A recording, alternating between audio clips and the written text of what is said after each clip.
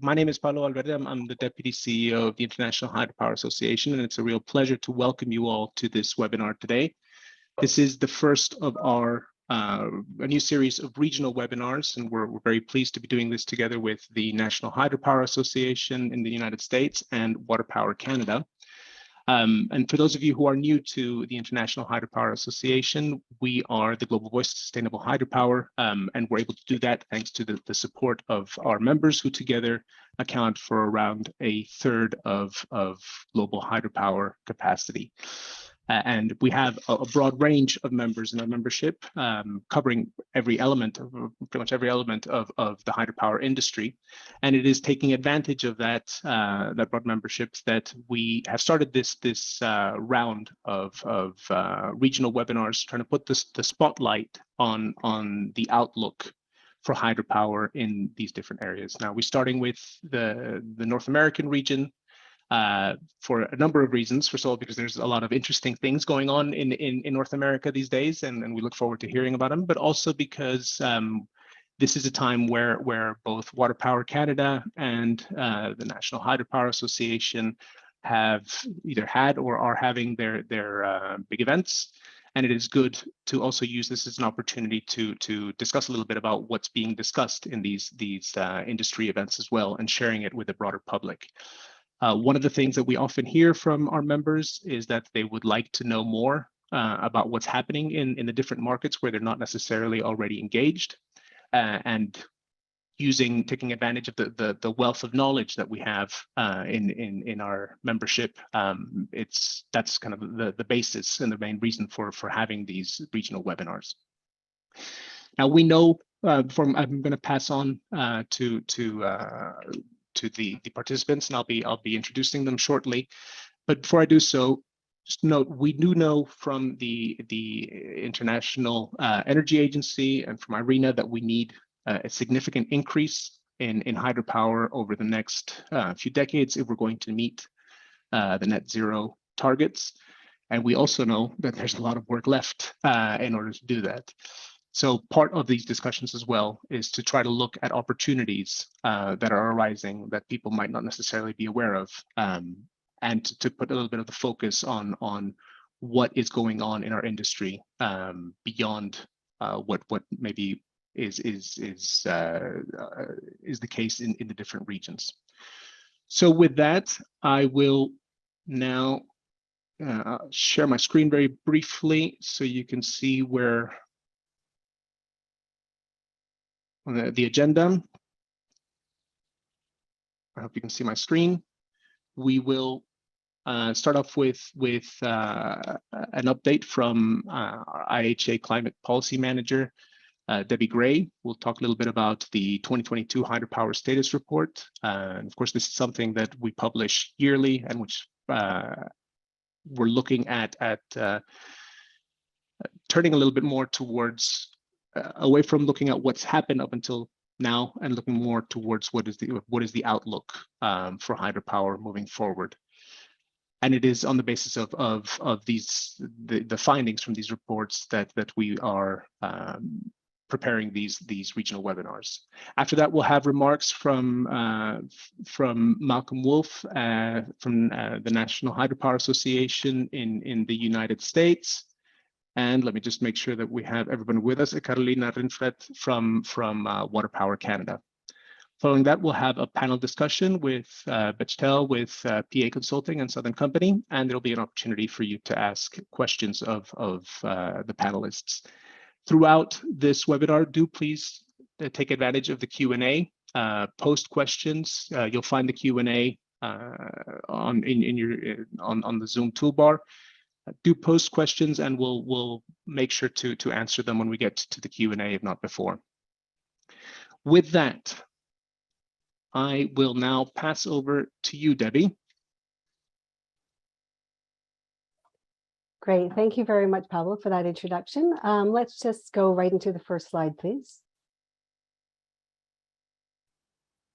So before we dive more directly into issues which affect North America, we thought it might be interesting to sort of set the stage by giving a global overview of the hydropower situation today. And specifically, I'm going to be giving you some facts and figures from our 2022 hydropower status report.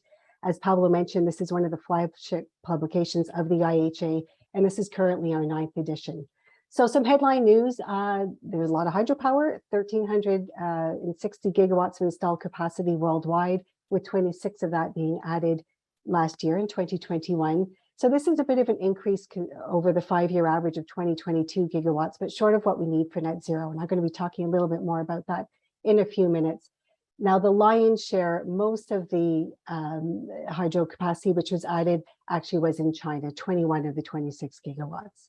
Next slide, please. To look a little bit more into some of those numbers, the generation from hydropower last year was about 4,252 terawatt hours. That was actually a little bit down compared to the previous year. This was due to lower rainfall in parts of the world which depend a lot on hydropower, namely in Brazil and other countries in South America. But to put that number in perspective, about 4,000 terawatt hours is what the United States consumed in 2021. So hydropower, despite the fact that generation was a little bit down, is still a major producer on the worldwide stage. It accounts for between 15 and 16% of total electricity generation worldwide. The installed capacity figures I already mentioned, but something I thought was worth mentioning is pump storage. What's the story about pump storage? We're currently at 165 gigawatt hours, which is an increase, gigawatts, of installed capacity, which is an increase of almost 5 gigawatts over last year. Next slide, please.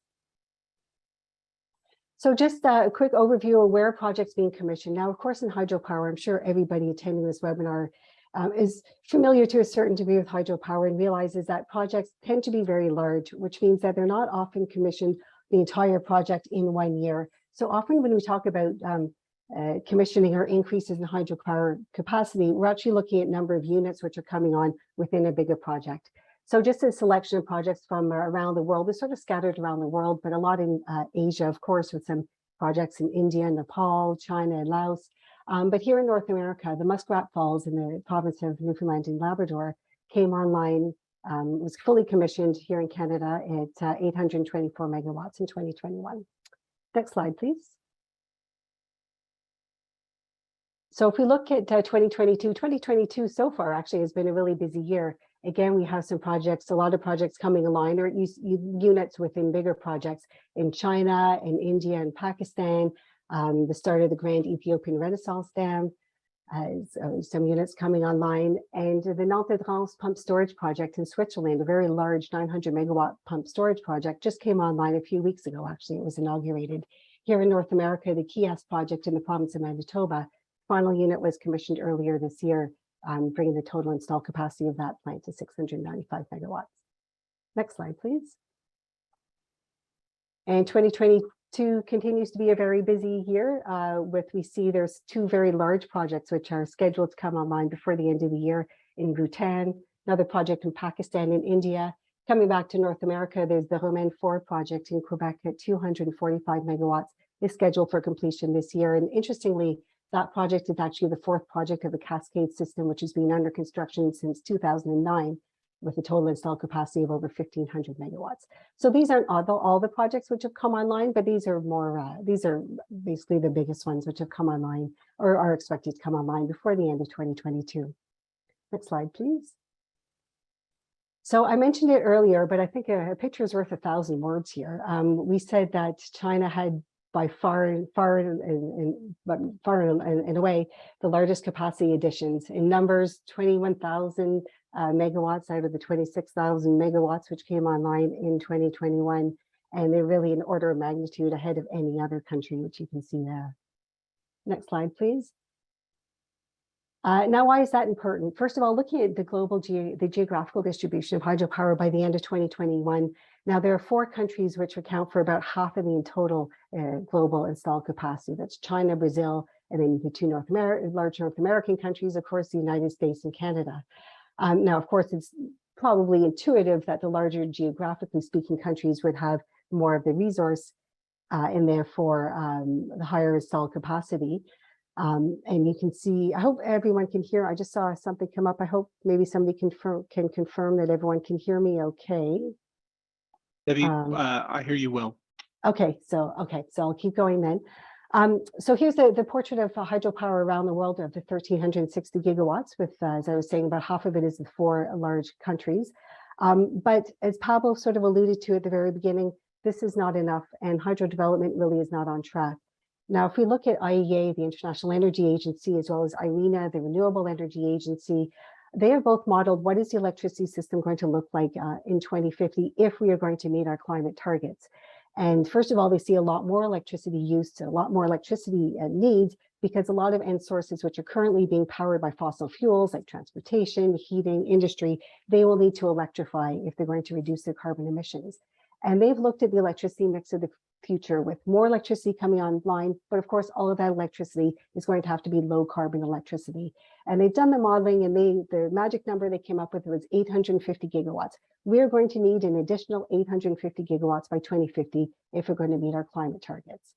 We look at what's in the pipeline. We have about 132 gigawatts currently in construction and another 430 gigawatts in various stages of pre-construction. That means feasibility studies or in the permitting process. So if we add that up, it's about 550 gigawatts. So there's still, even if all of those projects will actually come to fruition, it still leaves a gap of about 300 gigawatts. Next slide, please.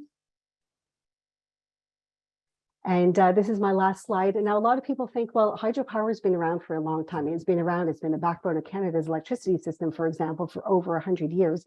We've used up all of the best sites, haven't we? Well, that's not exactly true. It's something we hear a lot, but it's not exactly true.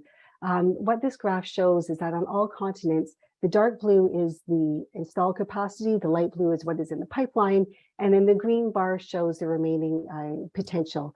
So we dug through a lot of research reports to look at what is the total potential. And as you can see on every single continent, even our continent here in North America, there still is a lot of untapped hydropower potential out there.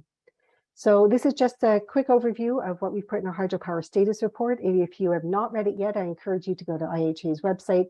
It's easy to find, give it a download, give it a quick read. There are lots of interesting facts and figures in there. So thank you very much, Pablo, over to you. Excellent. Thank you very much. And thank you for those of you who have been putting questions in the Q&A.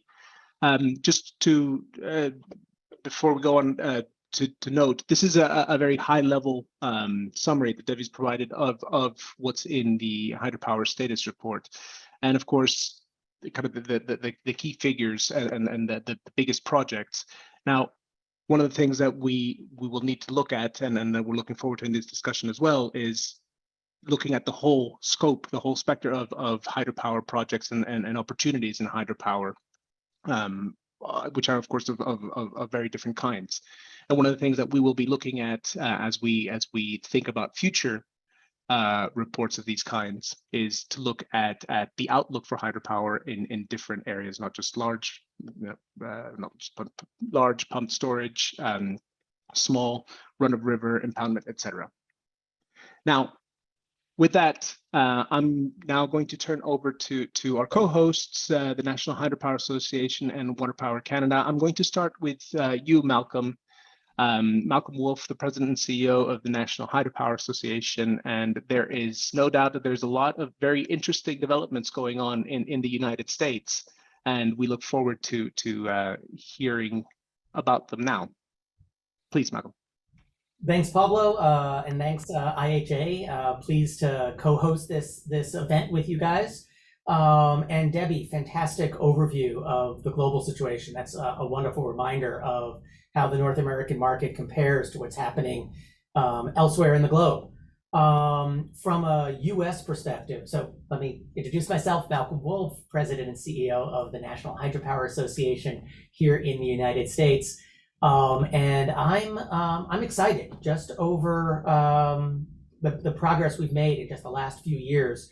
I feel like there are a number of drivers for US market growth. So I wanted to quickly highlight 3 of them, and then shamelessly plug our upcoming event where we're going to be talking about these extensively in just 2 weeks in Sacramento. So the 3 drivers of US growth as I see it, first and foremost is market demand. There's an increasing recognition as the US tries to accelerate its transition to a clean energy grid that variable resources of wind and solar are going to need to be balanced with flexible resources. And right now, the primary flexible resource is natural gas. But if we're transitioning to a zero carbon grid, we need a flexible resource that's carbon free. Batteries are wonderful. They're going to have a critical role to play, particularly for our solutions. But we need more than that, and we need long duration energy storage. So I think there's a growing recognition of that the flexibility that hydropower provides, both short-term and long-term, the critical grid services that hydropower provides, be it black start, inertia, spinning reserves, that we can't get that on a grid that's primarily wind and solar. So I think there's increasing market demand, which is one driver. The second driver, from my perspective, is stronger policy support for hydropower than we've seen in recent years, in particular from the federal government. I'll start with, it's been about almost a year ago that the Senate adopted the infrastructure bill in the United States. Among other things, that bill invested almost $1 billion, north of $900 million in hydropower specifically. So that's a big investment in hydropower. Some of that to new hydropower, some of that to preserve the existing fleet of hydropower. And the Corps and the federal fleet got money in addition to that. So that was a big shot in the arm of federal support that we haven't seen in a very long time. But as much as that was a once in a generation massive investment in infrastructure in the US, what just passed a few weeks ago is even more transformative. The big new climate law named the Inflation Reduction Act, but it really is a climate tax law, is going to be transformative. It invests $359 billion with a B, in the clean energy universe. And it's a massive foot on the accelerator for the US to actually meet the climate goals of the Paris Accord. So hydropower gets a lot of incentives in that bill, particularly for new development. So there's a 30% tax credit for new pump storage development. There's a long-term extension of the tax credits for new hydropower generation, either new stream reach or non-power dams. And finally, we got parity with wind and solar. So it's not half the value, it's full value. So a lot of policy support in that bill as well. Final driver I'll quickly talk about. This is more of a little bit less concrete, but I think potentially even more transformative. There seems to be a growing recognition among all players about how critical hydropower is in addressing climate. And in particular, I'll highlight the uncommon dialogue that NHA and many of you have been involved with a number of partners in other communities that we normally don't work with. American Rivers, World Wildlife Fund, a number of environmental groups, a number of tribal groups, state dam safety officials. We've all come together in this uncommon dialogue to find areas where we can work together. We work together on the infrastructure bill. We work together on the climate tax bill. We've even come together on a license reform package, and we all testified in support of the same package at a congressional hearing earlier this year. So while we're not agreeing on everything, I think that we're lowering the temperature. We're making it safe for investors to fall in love with hydropower again, because stakeholders from all walks are recognizing that where you've got facilities that are needed for flood control, water storage, et cetera, we might as well be generating clean energy from those same facilities. So final plug, as I will turn it off over to my co-host here, is that we're going to be continuing these conversations at Clean Currents, which is the industry's new conference for the industry, by the industry. We've taken a lot of feedback from a number of you to put together this conference. We're taking over Sacramento for a week in just 2 weeks, October 18th through 20th. So if you haven't already made your plans, cleancurrents.org. We hope to see you there, where we're going to be talking about all of these drivers and how to get your money and how to make this real. So look forward to the conversation.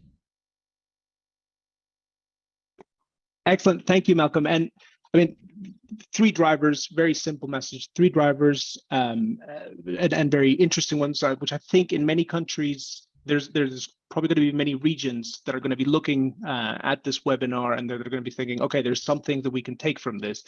The market demand, that's likely to be the same everywhere as people start making these realizations as taking place in the United States. But the importance of this stronger policy support, that's a lesson for many of our regions, maybe in Europe where we're staying right now, as well as this idea of building coalitions, this uncommon dialogue. I think there's some very good lessons that we'll be trying to draw from this from the United States. Because if it's difficult to do things in your case, it's certainly difficult here in Europe, and it's difficult everywhere else. Making sure that we have this common approach and finding what we can agree on. So, thank you very much. And well noted, 18th to 20th of October, the Clean Currents, where a lot of these conversations will continue in person in Sacramento. Thank you.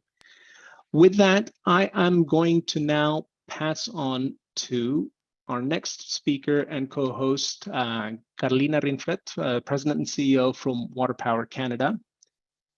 There you go. Carolina, the floor is yours.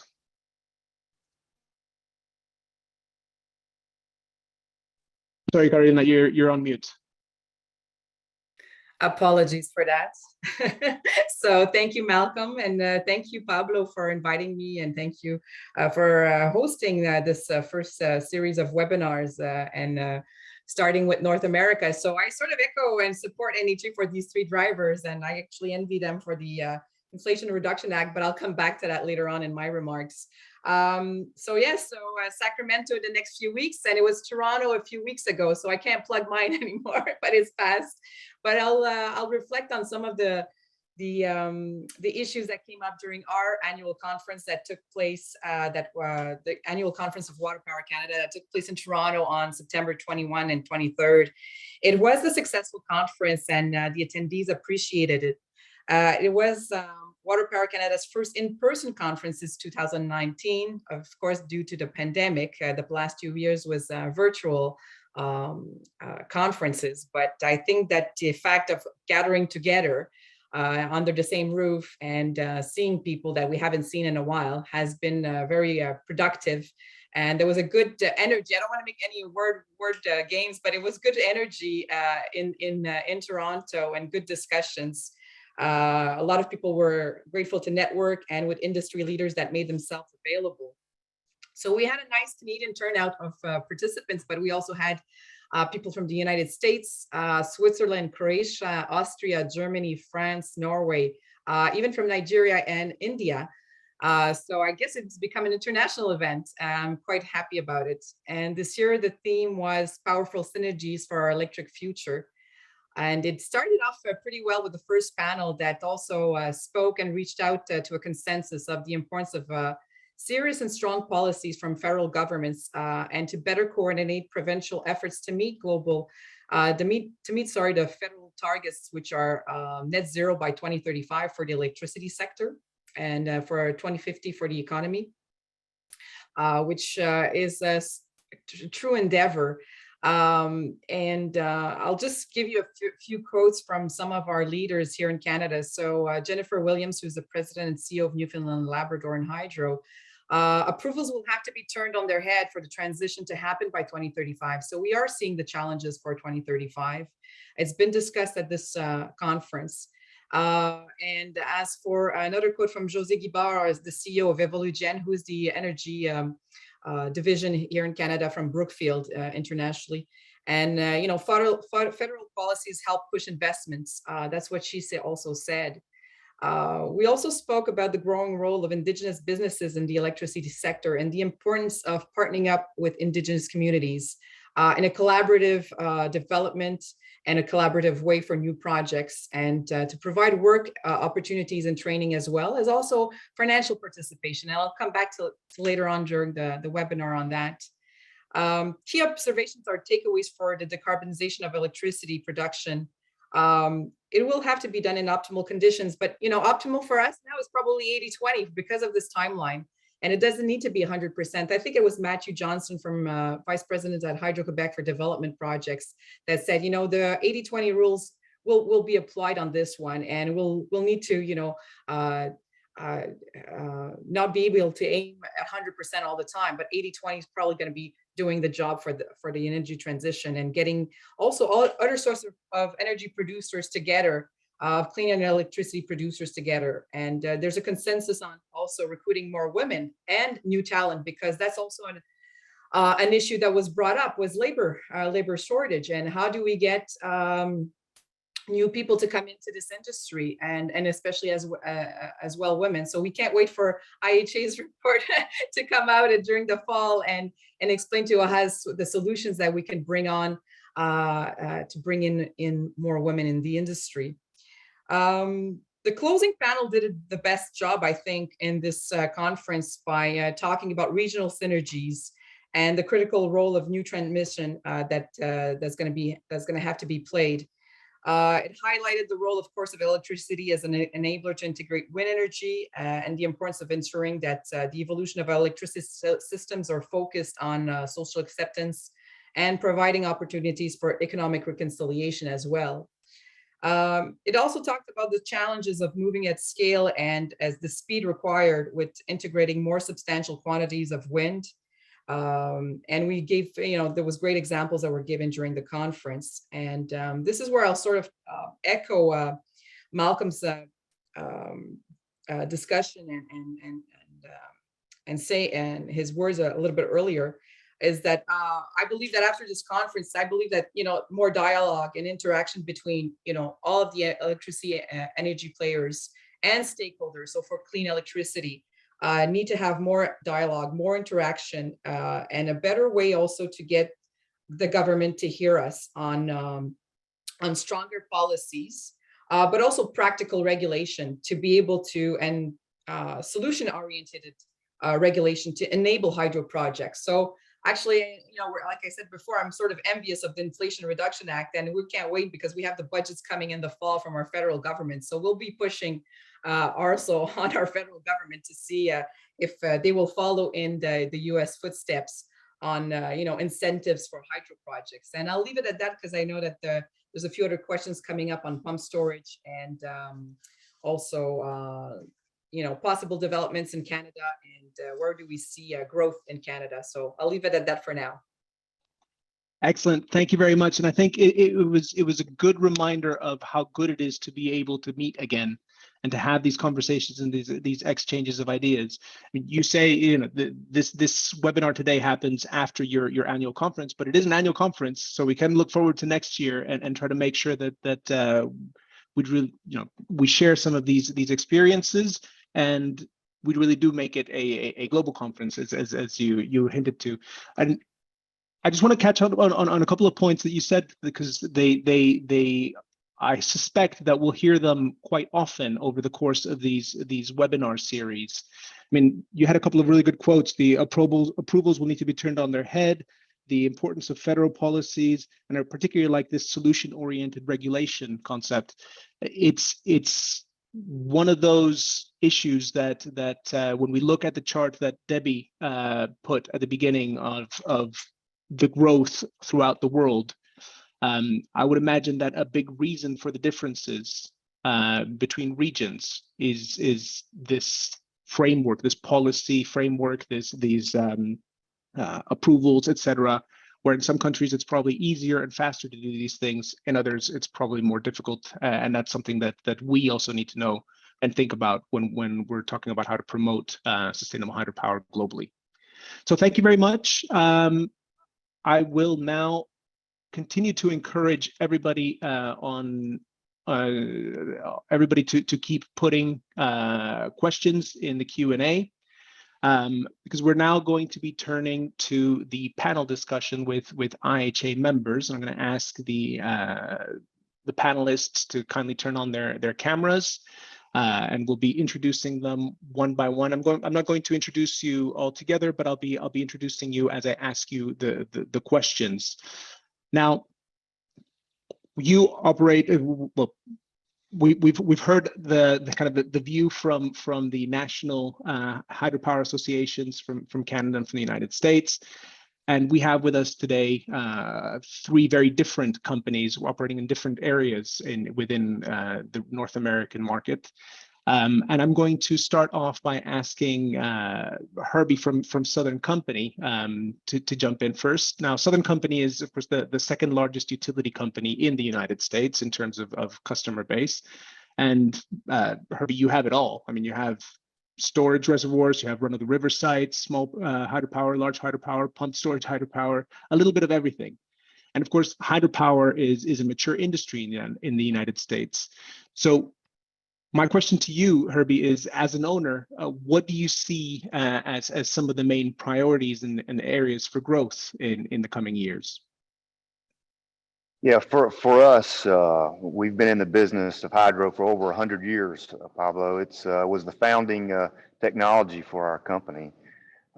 We've got 3,000 megawatts of hydro, over 29 plants, and we see these as forever assets. So that's our challenge.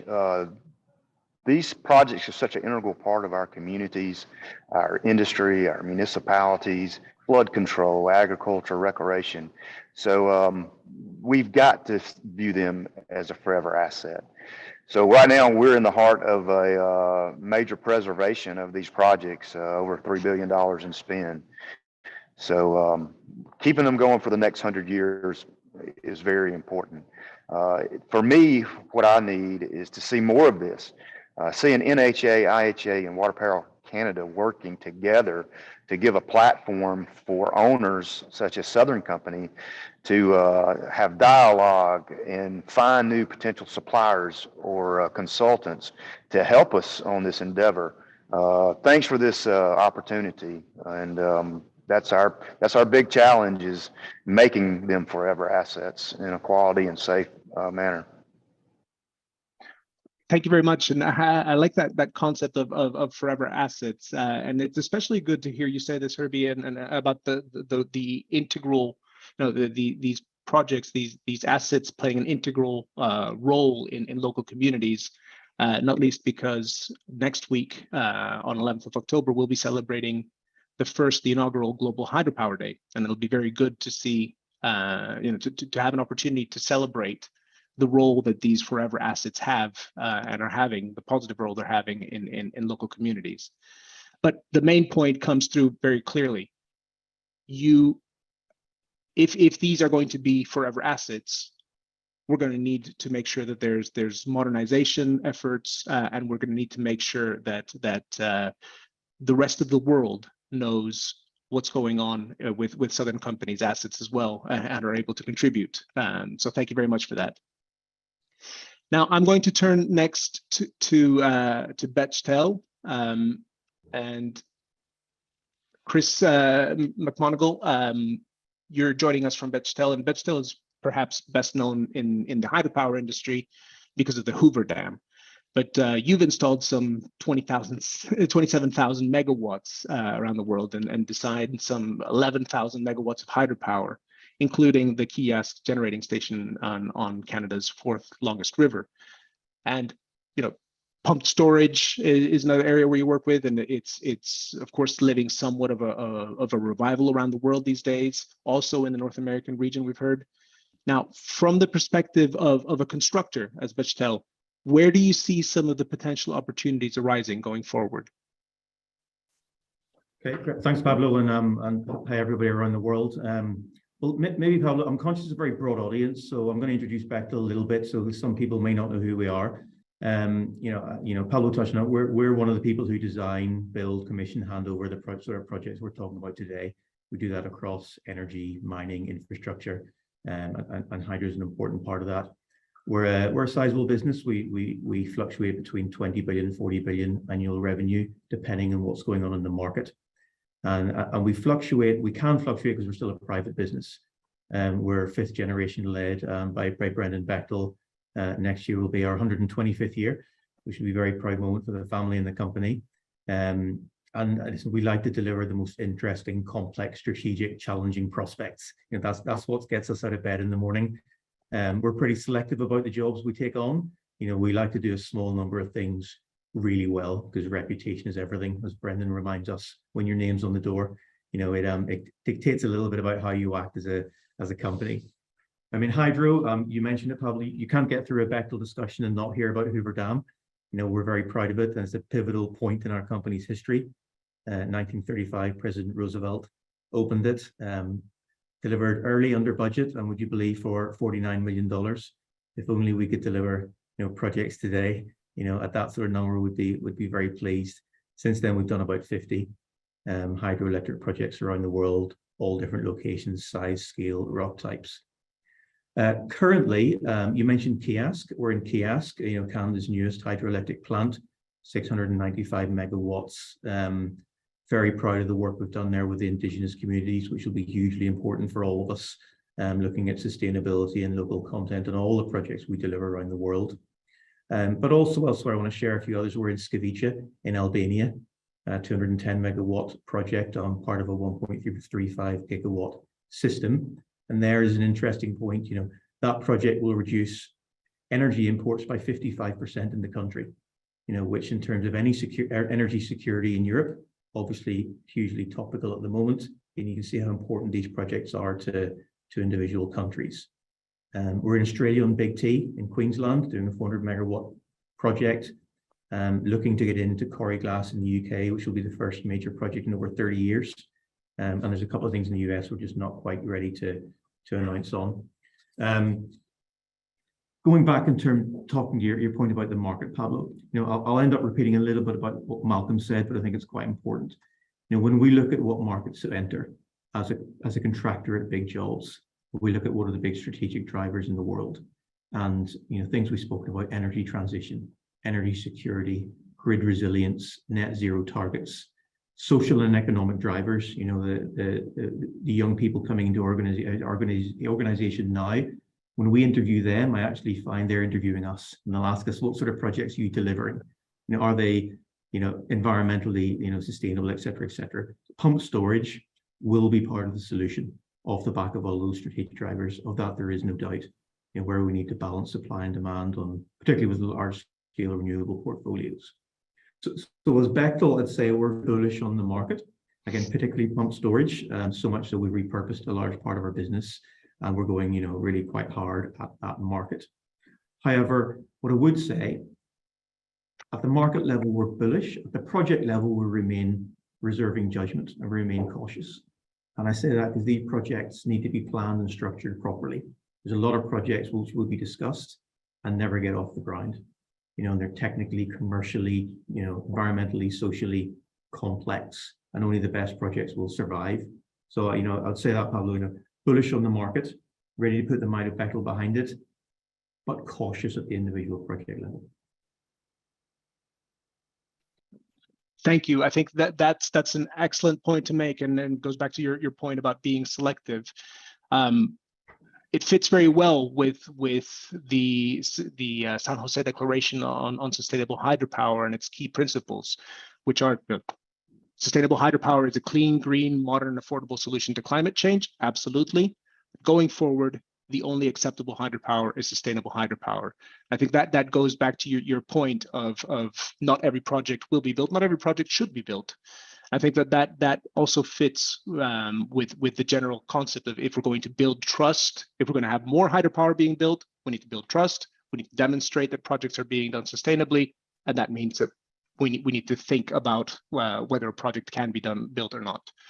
I think that's perhaps one of the more counterintuitive approaches from IHA and our members, saying that we're not in favor necessarily of all hydropower, but we are in favor of sustainable hydropower. Not all hydropower should be built, but the ones that should be built should be built. Absolutely. So thank you very much. I'm going to now turn over to PA Consulting, and Lars Erik and David Cherney. You're from PA Consulting. Now, when people think about hydropower, it was mentioned by Debbie before, think about something that's been there for a long time. They think about turbines, the construction, the power generation, but they don't often realize the amount of work that's needed to bring a project to fruition. That's from making sure that the market and investment strategies are in place, to managing the assets, to ensuring the resilience of the system. There's a lot of thinking and a lot of ingenuity that needs to go behind these projects, and that's where PA Consulting comes in with your logo bringing ingenuity to life. Now, from your perspective as consultancies, what do you think is going to most affect the outlook for hydropower investments in North America over the next few years? Yes. Hi there, everybody, and thanks to Pablo and IHA for inviting us. As Bechtel, let's do a little bit of an intro just to make people certain who we are, because we might not be that familiar. But we are a management consulting company, and that's our remit of working with actually a big score of the logos on the background of Pablo there. There happens to be clients of us. So we headquartered in London. We have like 4,000 people on spread out globally. But when it comes to hydro advisory and energy, it's more gravitated to certain places, like where I'm sitting. I'm a Norwegian sitting in Oslo, but this is a global business for us, and it has been for so many years. And we have the luxury of getting to know so many of these clients in many regions. I think this I see this background of me here is been following me on Zoom, but it happens to be Santiago, Chile, where, just as an example, I have been working with 3 different clients. So we are in many places. And what do we do here? It's within the remit of hydro. We are following a lot of the value chain from the investment modeling, and we will also work with policy makers and some of the influencing. And we do energy management assignments concerning the revenue side of things. But I think I'll say that some of the big focus has been the asset management. And we work, first of all, with the mature markets with existing clients. And listening to the Southern story, it's exactly what we do most of, to be honest. It's about how to maximize the value of an existing portfolio, sometimes really old, and with the new components of it, and bringing that to the maximum effect. And that is perhaps taking me closer to your trigger question here, Pablo. That what is our take on it? Since we are and one driver here these days that we are looking at is the quest for the flexibility. We are seeing how new project, which has less of the new energy component, but actually focusing on the power capacity and increased power capacity in order to mitigate intermittency, etc. And that's a big demand now. And that's also where we have been looking at this with new optics of how to optimize these existing hydro schemes, for instance, because when you have this cascade of river, there are ways of doing it which are definitely smarter than the others, and also by integrating new capacity. And what we have been seeing is what we're calling it the monetized risk element, like saying that we go for maximum availability. We say that's a bit of an old school way of entering it, because this has a monetized value to the risk factor and how you influence it by load factor variations, basically. So that's what a lot of what we do.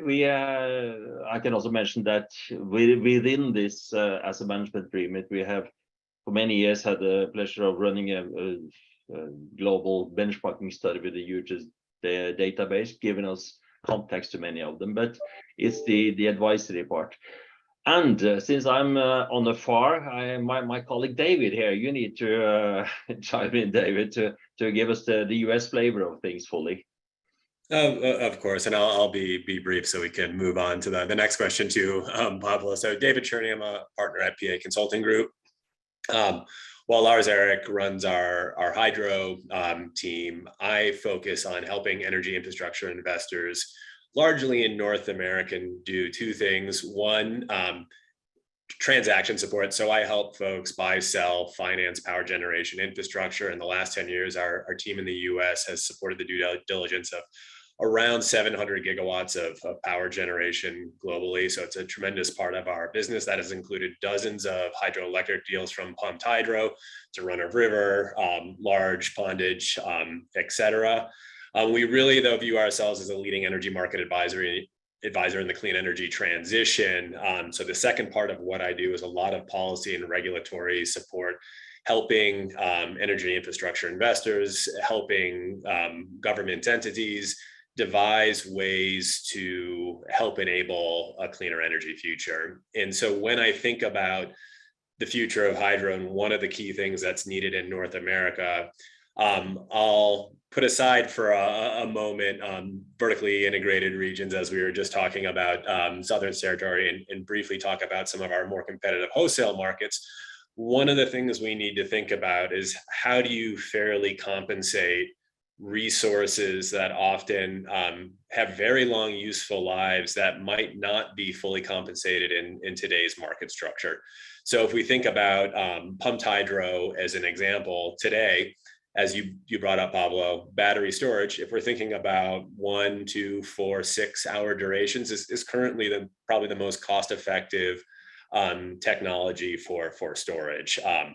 But as you move into 8, 10 hour plus storage, the economies of scale of battery storage lose their effectiveness. And we need that intraday, essentially shifting of electrons to balance the system. It's not just the intermittency, in the minute by minute or hour by hour with wind and solar. It's also thinking about what if you have a wind or solar drought for a day or two, how do you keep the lights on in a reliable and cost-effective manner? And so finding ways to help evolve our markets to really value the clean energy reliability attributes of pumped hydro and more traditional hydro solutions.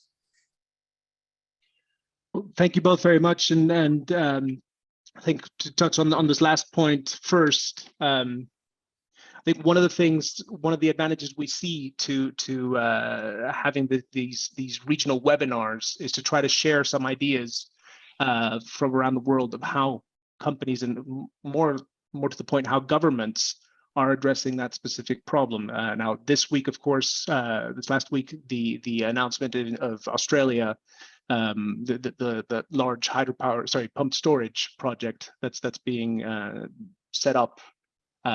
They found a way to address that market shortcoming to make it worthwhile to invest a significant amount in pumped storage. We have examples from Israel, from certain areas in India as well, and trying to share some of these challenges, but also these ideas that are coming around from different regions is going to be important. Now, I want to touch on something that Lars-Erik said, which is also reflected in some of the questions in the Q&A, and thank you for those of you who've been putting them on here, which is this concept of taking advantage of existing infrastructure. We have a question here about non-powered dams, and perhaps Malcolm, I'm going to ask you to jump in a second on this, but what potential is there to take advantage of unpowered dams? We have also questions about multiple use, floating solar, so floating PV. Over the last 3 years, we've seen that concepts like pumped storage, or the last 2 years, we've seen pumped storage do a renaissance, live a bit of a renaissance. Floating PV seems to be headed in a similar direction, where it's possible for people to understand why this is important. And I think in this next round of questions, or before I open this next round of questions, it'd be good to know if there's any comments on this potential, especially in a market like the North American one, to what is the potential for looking at improving this existing infrastructure. If anyone wants to jump on that. I can just say one thing, Pablo. I remember a couple of years back, I was listening to a guy from Bureau Reclamation saying that, and I think they happen to have a number of the unpowered dams, and they have been adding it up to a potential of, it was massive actually, 40 terawatt hours a year or something that could be if it was fully exploited. So obviously there's something sitting there in the US, you're right. And all the innovation that goes into the new applications of floating solar. Yes, it's an obvious one. Let me jump in with some data. It's great to be back in the office after COVID. I actually have some of my documents right in reach. So the seminal answer on what is the potential for kind of new hydropower and pump storage in the United States, at least, the Department of Energy did an extensive report. Many of you may remember the Hydropower Vision Report, 2016. But actually it isn't that dated because the resource is still there, largely untapped. So they found the potential for 50 gigawatts of new generation in the United States, largely without building new dams. Now, most of that, I think 35 gigawatts of that was pumped storage. So there's about 15 gigawatts using non-power dams or new stream reach. And I was actually just trying to, I don't know if this is even visible to folks. That maybe not. But there's great data in this report on exactly that question. What's the potential for non-power dams? I'll add that the market's beginning to respond. So one company, for example, Rye Development, has announced an effort with the U.S. Corps of Engineers to try to develop over 20 non-power dams at core facilities. Now we've got to get the first one going. It's got to, but we're beginning to see companies go from these one-off projects to trying to build non-power dams to scale. And I think the tax incentives in the investment in the Inflation Reduction Act, not only do we get double the tax incentive for incremental new growth, it used to be literally half of whatever wind got. Now we get parity with the other resources. Maybe equally important, it's a 10-year extension. So it's not the year on and then it expires and then it gets retroactively renewed. Now, if you make the investment now, you know you'll be able to bring it online within 10 years and get that credit. So I think there's a lot of incentives and a lot of tailwinds. Carolina, I see you've turned your screen on. Do you want to jump in on that? Yeah, well, maybe on pump storage in Canada. So yes, I believe there is a renewed interest for pump storage in Canada. I don't think we've built one in 45 years, but it looks like it's coming back in style. So just by the participation of our attendees for one of their training, we did a training. One of our members facilitated a training on pump storage, and it was a full house. I mean, the room was packed. It was from people from coast to coast that were interested in learning more about it. In Ontario and Alberta, there's a few projects that are also being showcased and actually and they're trying to being developed. So there's the Meaford project by TC Energy on the Georgian Bay, which is about 1,000 megawatts of clean emission from that. And they're in the process of getting this off the ground. So the government of Ontario's and the ISO are looking at that project. There's also the Marmora project in Northern that's being developed by Northland Power and Ontario Power Generation. It's an innovative kind. It's converting an abandoned mine to create a large-scale closed loop. And it's about, if I'm not mistaken, it's average of 400 megawatts. So it's 5 hours times 2,000 megawatt hours. So enough to power about 400,000 homes. So that's going to be exciting as well. So these are projects that are being looked at. And in Alberta, there's Canyon Creek. And that's about, I think, 75 megawatts as well. And it could provide up to 37 hours of on-demand flexible electricity as well. So these are projects that are being looked at in Canada. So I think, and I see that from our conference, a lot of consultants, engineering firms are very much looking into it, and they're very eager to develop more. So we'll see how that develops in Canada. But I just wanted to showcase a few of these projects as well. Thank you both. Herbie, I see you've turned your screen on this. Do you want to jump in on from the Southern perspective? Yeah, I mentioned job one is preserving our existing fleet. However, developing new pump storage hydro is also on our radar screen. We're one of the companies. We filed a preliminary permit. We have some property we started buying in the 1970s. So we've got a 1,600 megawatt potential 10, 12, 14 hour pump storage hydro project. We're actively pursuing and updating our business case right now, and it's something that's on our radar screen in a strong way. And we are a regulated utility, and it's my opinion that if you're going to get the first one built, it'll probably be a strong regulated utility, a large scale pump storage hydro. But it's a hot market right now, and a lot of good incentives that NHA has fought to get out there for us that helps this business case.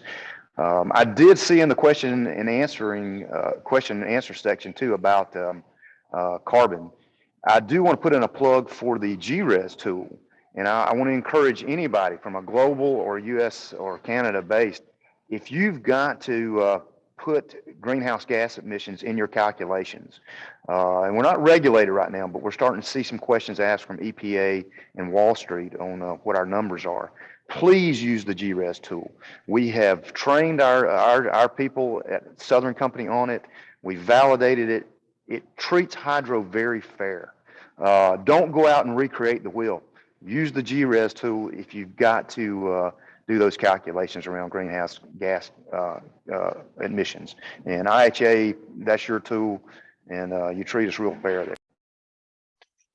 Thanks for that, Herbie. And should probably add, I was just yesterday I was in Helsinki with the IEA hydropower working group, and I think that this concept of don't reinvent the wheel is one that our industry really needs to think about.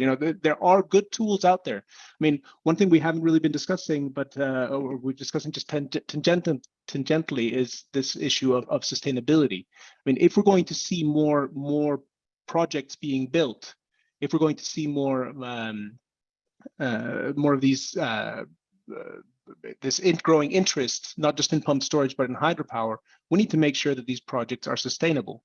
And there is a global standard that we've been working with environmental organizations, with governments, with universities, the World Bank, to develop over the last 15 years. And last year, it became a standard. So the GRES tool, absolutely a tool that needs to be that industry needs to be aware of.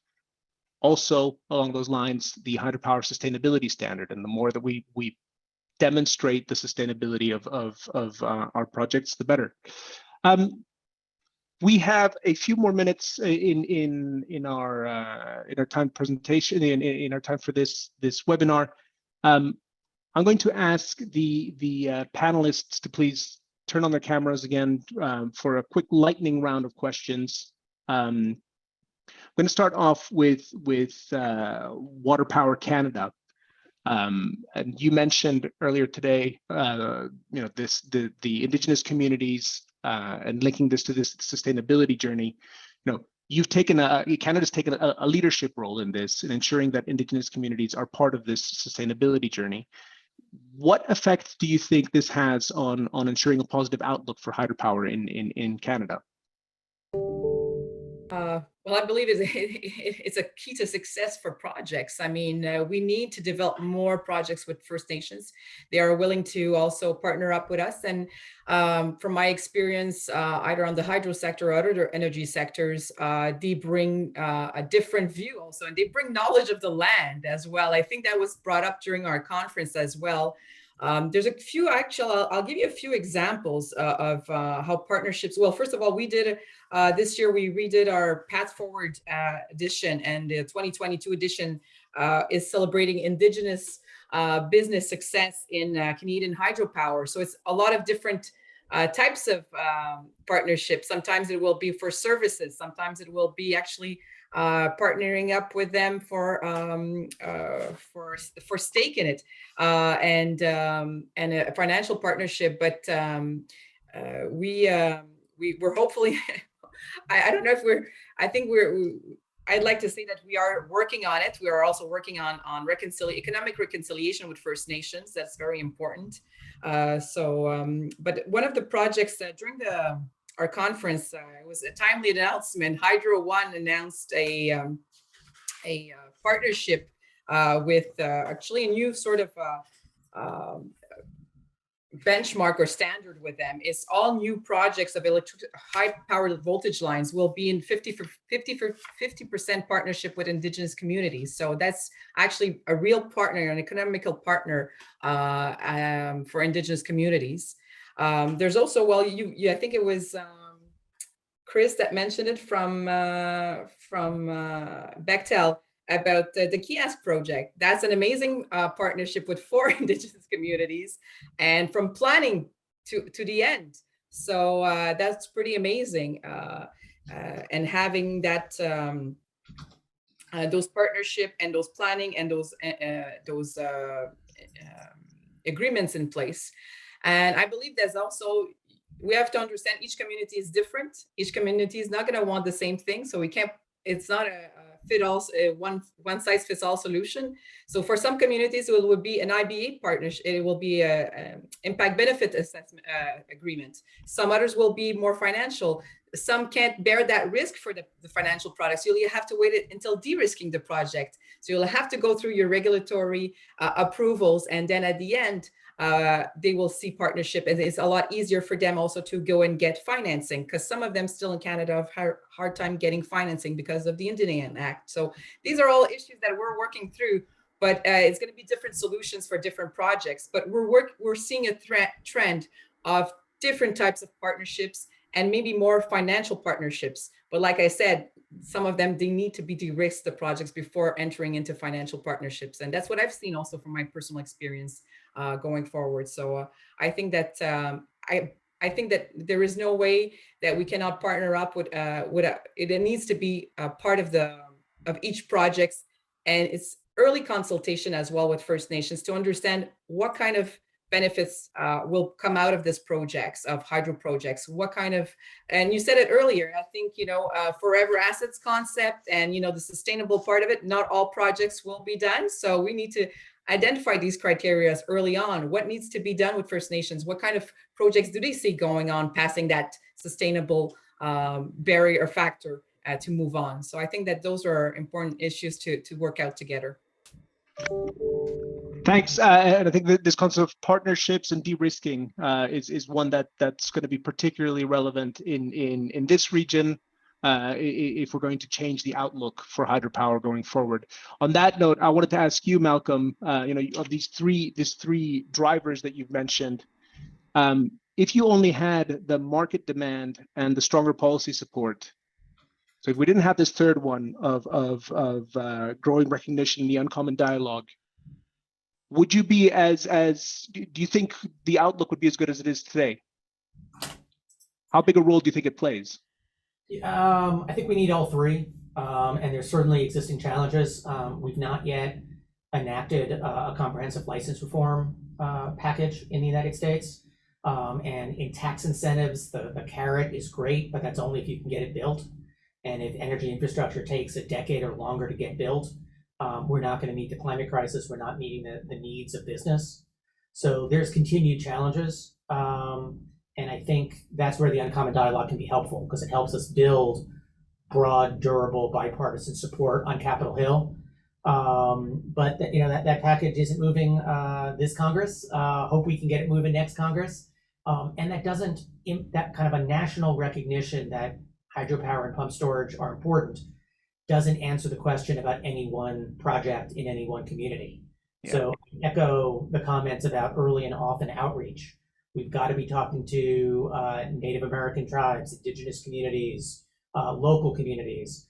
And there's controversies in the United States about removing existing productive hydropower at the Snake River, for example, in the Columbia Basin. Preserving the existing fleet. We've got half of the non-federal existing fleet is up for relicensing by 2035. And that's going to be a challenge, particularly if the relicensing process remains as bureaucratic and uncertain as it is as an investment risk. So there's certainly some headwinds. And I think that the increasing partnership and collaboration with as many people as we can help reduce that risk and accelerate the timetable. Thanks, Malcolm. I'm going to take that as a point of departure to ask Chris at Bechtel. So we have, taking into account what Malcolm just said, and what's the kind of what's still pending in terms of both legislation and maybe work for the industry, et cetera. There's no doubt that the IRA has had a significant impact on hydropower's outlook in this region. But if you look 10 years into the future, what do you think are going to be the main drivers of sustainable hydropower growth in this region? Yeah, crystal ball time. Well, let me answer this way. The challenges in North America aren't unique. The list I'll come up with is the same we see hear from customers echoed all across the world. Well, it's fundamentally around political will, money, and attracting the right capability. But if I give you three, maybe four, but I think the fourth's a table stake. Three things which, if we look back, have been put in place to make us be successful. One we've touched on a lot, which is aligning the policy and regulatory framework. Fundamentally, and I mean aligning them, you can't have one without the other. Really, really important. On the regulatory framework, we usually talk about how do we enable long-term revenue certainty, to allow projects to be financed. I think we also need to broaden that to talk about potentially backstopping some project development risk. These projects have inherent cost overrun risks and unforeseen risks. And to get projects off the ground, how do we enable regulatory mechanisms? And some around the world are doing good jobs making that happen. Really important. Two, which I know we won't have time to go into, but if anybody wants to listen, I'll talk till the cows come home about these. One is, how do you maximize your efforts during the lead time? There'll always be a long lead time on these large projects. The FERC amendments for closed loop will help, but there will still be a long gestation period. So, we see lots of projects around the world that have problems because they fragment the industry. We fragment engineering from procurement, from construction, from OEMs, and strongly encourage, developers to wrap that into one, and also don't fragment your pre-feasibility, your feasibility, your feed study, and then delivery, and to the point where as Bechtel, we often won't take a project on unless we've been involved in the feed, the front-end engineering, development, and potentially, linking it to the finance. That's where you add the most value, and you can make a real difference. So optimize that. And thirdly, again, not spoken about enough, is a responsible approach to deal structuring. Whether we like it or not, there's a very hot market in infrastructure around the world, and there will be for the next few years. So we need to have created a market that attracts, the best and the brightest companies. And again, another myth which we get taught as young engineers is that risk should best sit with the person who manages it. I like to tell everybody that is a myth. Risk should be taken by the best person. Risk should be held by the person best able to take it, and that's very different. The person who's managing it, very different. So we need to be able to put together deal structures early on that enable, the best and brightest in the supply chain to come and want to work in this industry. That's the key point where I touched on earlier, that I like the market, but many projects will be put together in a way that they'll never get off the ground.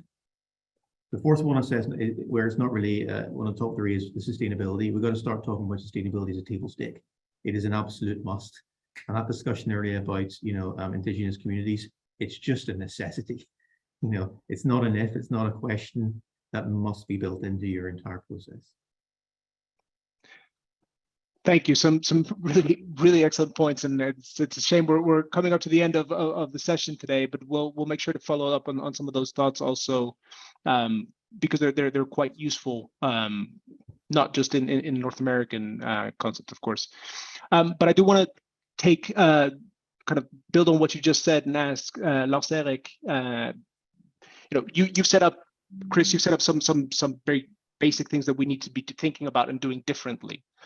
I wonder whether you have some thoughts, Lars-Erik, from a consultant's point of view. What can we as an industry be doing to make sure that we do have this that we make policymakers have this holistic approach to energy security? Because that's what Chris is talking about, is looking at what we can be doing with our projects. But what has been discussed quite a bit today is the policy framework and making sure that it fits well. So what can we as an industry be doing to make sure that the policymakers pay attention? Well, my point at the last leg here, Pablo, will be saying the value of the tight collaboration, because I've seen that work and the power of it. And two examples in the Nordics, where, especially in Norway, where a community of the power companies have said that we are competitors on the revenue side. On the asset management side, we do not compete, which is why it enables us to be completely open. They share cost, they share performance, and they use that as a basis for very firm and very interesting experience sharing between them. And they also constitute a very powerful group of companies to turn to authorities because they have a say. And the same thing work within in the upper Rhine, the River Rhine in Europe, one of the most important infrastructures. They share that water, all the hydro producers along the cascade, coming from 3 different countries, Germany, Switzerland, France, and they teamed up and they worked with this. And that common voice they were able to put forward, and that made a difference. And it really it demands some trust and respect of each other. But when you see that happen, Pablo, then you're coming across strongly. Yes. Thank you very much. And Herbie, I'm going to give you the final word on this one because I think that the point that you made at the beginning of that you would like another. You have this massive modernization drive that's going on, and making sure that it's known outside of the region as well. Making sure that we attract the rest of the industry from outside North America to these projects and these opportunities that are taking place in North America. You've told us about the significant investments. Can you give us some ideas as to what an owner such as Southern Company would look at when thinking about potential business partners to take on these tasks? Hey, I need quality. I need skilled labor. If you've got innovation in spillway gates, if you've got innovation in switchgear, transformers, I need you on our team as a supplier. This is a 12-year endeavor, $3 billion. We need quality. I don't need the cheapest components just to make my business case. I want them to last for a long time. So if you're in those areas, you're a supplier, please reach out to me. I'll be in Sacramento at Clean Currents. We can meet face to face there, but shoot me an email, reach out to Pablo. We need to talk. I need you doing business for Southern Company. And Pablo, just to pick up on what Herbie left off, at that Clean Currents event in Sacramento, Southern Company and a lot of the other asset owners are making presentations about their investment case over the next decade. So if you want to hear about kind of the upcoming investment portfolio in North America, we hope to see you in Sacramento in a couple of weeks, because we're giving all of the major asset owners the opportunity to kind of lay out to the supply chain what the investment asset outlook looks like. Well, if $3 billion over 12 years for improving forever assets doesn't get people's juices flowing, I don't know what will. I mean, this is exactly what we need to make sure that people know about. So thank you all very much. I'm afraid we've come to the end of our time today, but it's been very, very good to have you all here with us today. Thank you for your contributions. To all of you who will hear this on the recording, do please reach out if there's any questions, any follow-up that you want from the panelists as well. And do keep an eye out for the next regional webinar as we move around the world looking at the outlook for the different regions. Once again, thank you to our panelists. Thank you to all of you for joining, and have a great afternoon.